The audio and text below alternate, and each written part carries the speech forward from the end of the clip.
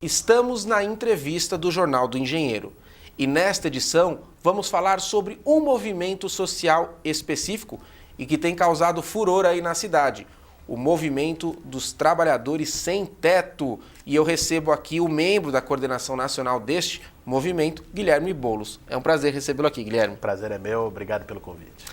Guilherme, nesta democracia recente em que vivemos, as pessoas ainda estão tentando entender o regime democrático e também, claro, os movimentos sociais. E a gente acessando aí o noticiário recente, a gente viu o movimento dos trabalhadores sem teto reivindicando melhoria da telefonia celular. E as pessoas até podem se perguntar, poxa, o que tem a ver com a causa principal do movimento? Eu queria que você respondesse para nós. Qual que é a relação do movimento com essa temática? Veja, o movimento dos trabalhadores sem teto, naturalmente é um movimento que busca moradia digna, né? Mas não só, né? A gente busca direitos sociais que são negados aos trabalhadores como um todo, né? Então, a luta do movimento mais amplo é uma luta por reforma urbana, onde você não adianta dispor apenas de uma moradia, fazer uma luta, conseguir um apartamento, conseguir o financiamento de uma casa popular e não ter os serviços básicos, que é o que frequentemente ocorre, né? Ocorre das pessoas ganharem uma casa, muitas vezes, no extremo das periferias urbanas, que é onde são construídas a maior parte dos conjuntos habitacionais populares, sem infraestrutura, sem saúde, sem educação, sem o conjunto da infraestrutura necessária. Então, digo isso para colocar que, para o MTST, assim como para o conjunto dos movimentos sociais, não é nenhuma novidade fazer uma luta mais ampla do que a sua pauta mais central, mais específica, né?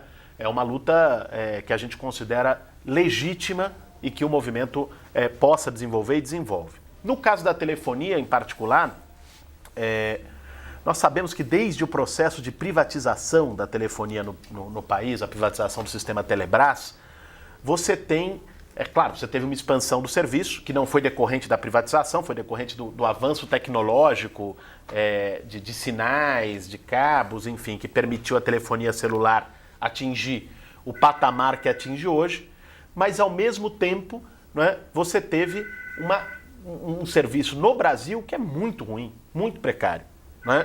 Então você tem a tarifa no Brasil, que é uma das mais caras do mundo, e um serviço que é um dos piores do mundo, do ponto de vista de cobertura, do ponto de vista de atendimento. E é muito curioso, o MTST, a base do movimento está nas periferias urbanas, que é onde esse problema é mais crônico, né? Onde falta antena, onde não tem nenhuma preocupação no sentido de garantir o serviço pelo qual as pessoas pagam, né? Então, a gente acha até curioso a reação que se teve à nossa mobilização nas operadoras, porque nós entendemos que isso é uma coisa generalizada, não é nem só quem está na periferia, quem está em todos os lugares o serviço é muito ruim. Quem nunca pensou em ocupar a TIM, ocupar a Claro, ocupar a Oi, a Vivo, enfim. Mas quando o movimento sem teto ocupou, isso foi visto de uma forma ruim. É muito revelador do que é o preconceito social das camadas médias e da elite brasileira, que pode até concordar com uma determinada pauta, mas porque foi feito pelo sem-teto, aí não pode, aí é ilegítimo, né? Nós não achamos isso razoável e vamos continuar mobilizados pelas pautas que a base do movimento achar necessária. Guilherme, com essa lógica de melhorar a infraestrutura urbana como um todo, a gente pode esperar que na pauta do movimento esteja também a mobilidade, esteja também algum outro aspecto aí urbano que também atrapalhe toda a cidade? Não tenha dúvida, não só vai estar como já esteve.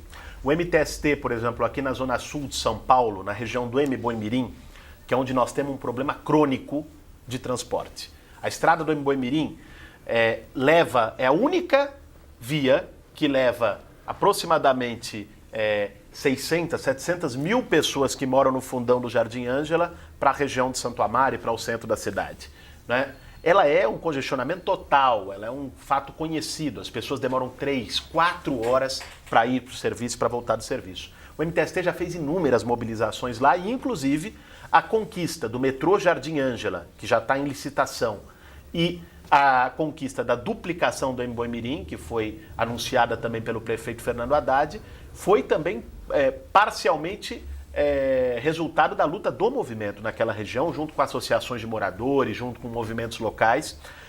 assim como estivemos na luta o ano passado, junto com o Movimento Passe Livre pela redução da tarifa. Então, esse tema do transporte, da mobilidade também é essencial e não só. O movimento já fez atos por saúde, conseguiu garantir AMAs, UPAs, UBSs em várias regiões periféricas onde não tinha, por meio das mobilizações. Conseguiu garantir conselhos populares de acompanhamento de hospitais e postos de saúde quando tinha problema de diálogo da comunidade com a direção do hospital. Então, essas são lutas que nos são muito caras e importantes. Perfeito. Nesta edição aqui do Jornal do Engenheiro, estamos conversando com o Guilherme Boulos. E o tema, a pauta do MTST, o Movimento dos Trabalhadores Sem Teto. E aqui ele nos dizendo e mostrando que vai muito além do que a moradia para os seus membros, aqueles que necessitam desse recurso, dessa situação aí que é primordial, a habitação. No próximo bloco, Guilherme, eu quero que a gente entre mais a fundo a respeito desta pauta central do movimento. A gente volta daqui a pouquinho.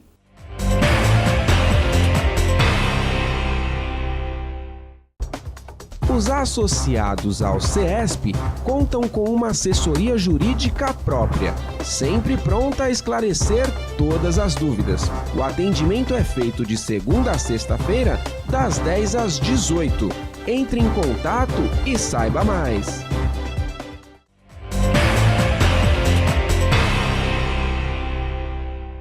Estamos de volta aqui no Jornal do Engenheiro, recebendo o Guilherme Boulos, da Coordenação Nacional do Movimento dos Trabalhadores Sem Teto. No bloco anterior, nos explicava aí uma das grandes pautas do movimento, que é a reforma urbana, melhorar o espaço onde vivemos. Mas nesse bloco, Guilherme, vamos falar mais sobre a questão da habitação. Primeiro, o que é esse movimento, como ele surgiu e como é basicamente a sua atuação? Veja, Fábio, o MTST surge em 1997, né, já fazem 17 anos, na luta por moradia em várias capitais brasileiras. De lá para cá, o problema da moradia se agravou muito no país. Hoje nós temos um déficit habitacional, isso é, um número de famílias que precisam de moradia, de mais de 6 milhões de pessoas. 6 milhões de famílias, desculpe, isso dá mais de 20 milhões de pessoas que sofrem diretamente com o problema da falta de moradia no país, né?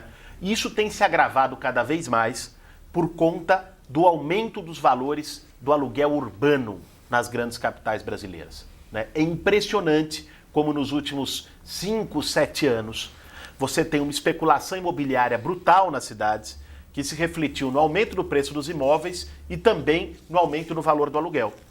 As ocupações, por isso, têm explodido e se expandido muito de um ano para cá, né?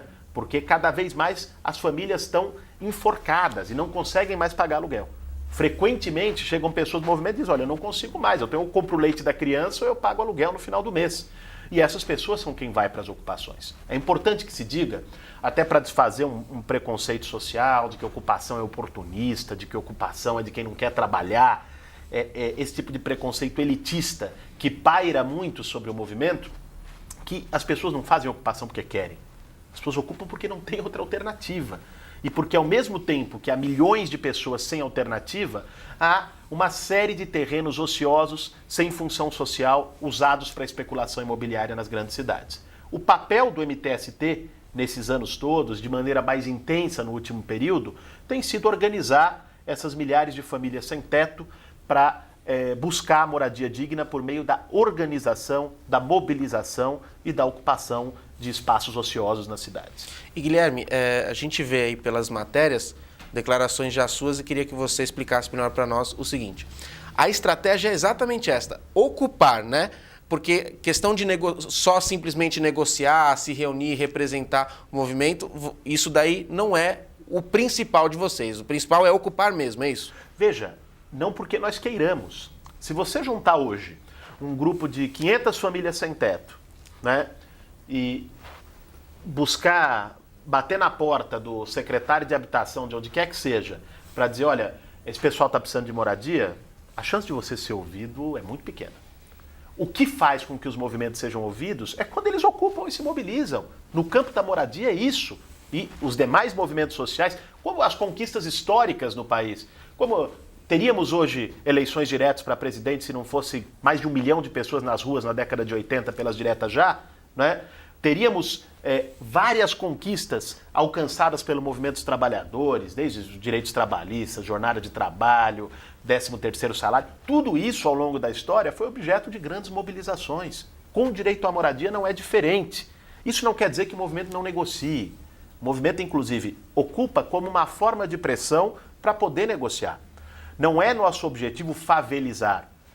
Não é nosso objetivo ocupar uma área, botar alvenaria lá e fazer mais uma favela, porque a gente não quer que as pessoas saiam de uma situação muito ruim para uma pior. Nós queremos lutar por moradia digna e cobrar do Estado o seu dever de garantir moradia digna para os trabalhadores, para a população brasileira. Você falou a questão de 20 milhões de pessoas, né, com essa necessidade, e o movimento as representa. Mas do movimento mesmo atuante, quantos mais ou menos é o grupo de vocês? Hoje, no país, o movimento reúne em torno de 50 mil famílias, né? O que vai dar aí umas 150 mil pessoas que, nos 7 estados em que o MTST está presente, estão organizadas com o movimento. Perfeito. Aqui em São Paulo, especificamente na capital, o nosso programa vai para o estado todo, mas aqui na capital, nós tivemos recentemente a aprovação do plano diretor. E, dentre as discussões, foi emblemático também a atuação de vocês diante da Câmara, falando, né, exercendo a pressão, negociando com vereadores. Queria que você falasse a sua avaliação e a do movimento a respeito desse plano diretor. Veja, é muito engraçado que se notou muito um setor da imprensa, até numa gritaria, bateu no movimento, como pode os vereadores se submeterem à pressão desse povo e não sei o quê. E esses mesmos meios que dizem isso, essas mesmas figuras que bradam isso contra o movimento, não se incomodam da pressão feita pelo engravatado nos bastidores, das grandes empreiteiras, dos grandes financiadores de campanha eleitoral, das grandes empresas que sempre determinaram os rumos das leis e dos planos diretores no país todo, né? Então, a pressão do milhão escondida, essa pode, essa ninguém reclama. E a especulação imobiliária vai moldando seus interesses, né? Quando a pressão é popular, aí é um escândalo social, né? Não pode, os vereadores estão sendo pressionados. Isso é uma hipocrisia completa de parte da mídia e dos setores políticos no país. Agora, exatamente pela pressão do movimento popular organizado, incluindo o MTST, nós conseguimos que esse plano diretor de São Paulo fosse talvez o plano mais avançado do último período no Brasil todo. Recebeu agora, faz um mês, um prêmio da ONU como plano modelo, né, para desenvolvimento urbano, para diretrizes de desenvolvimento urbano. E parte disso foi obtido pela pressão, pela disputa para áreas para moradia popular.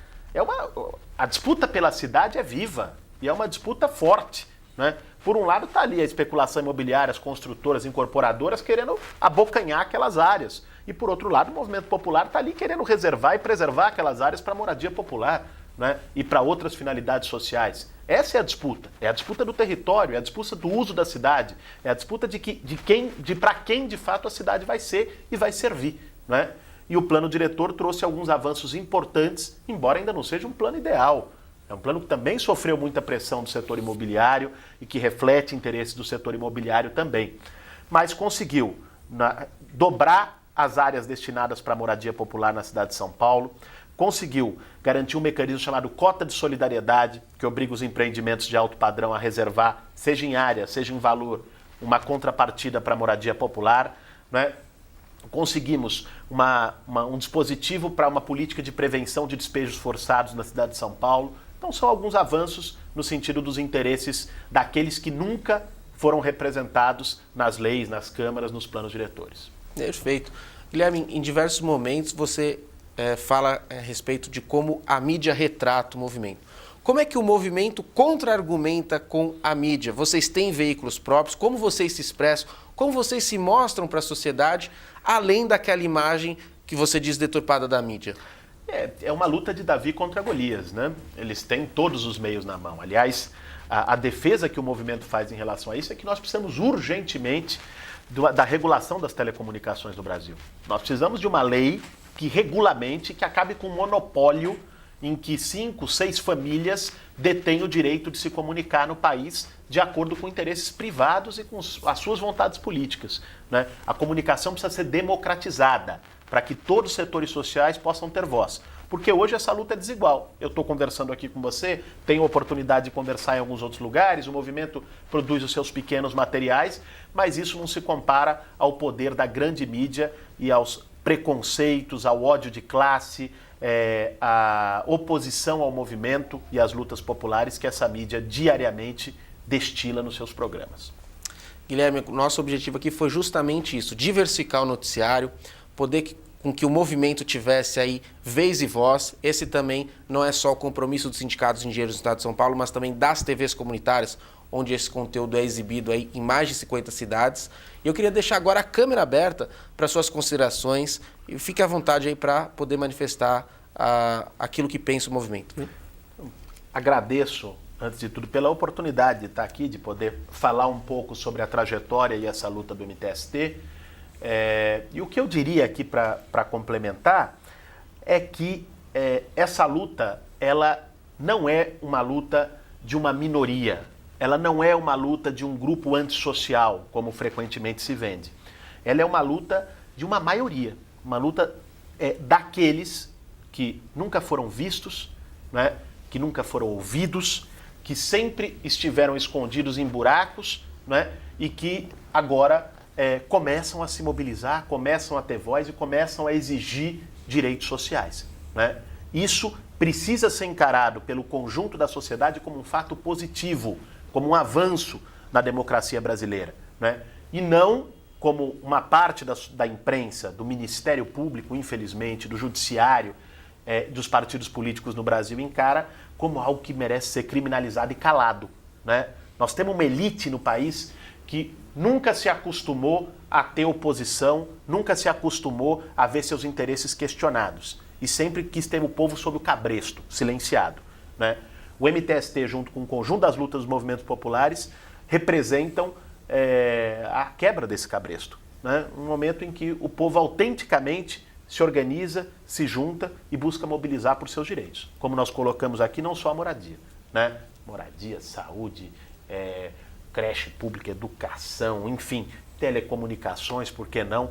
O conjunto dos direitos sociais que todos nós temos, mas que infelizmente ainda é negado para uma grande maioria no país.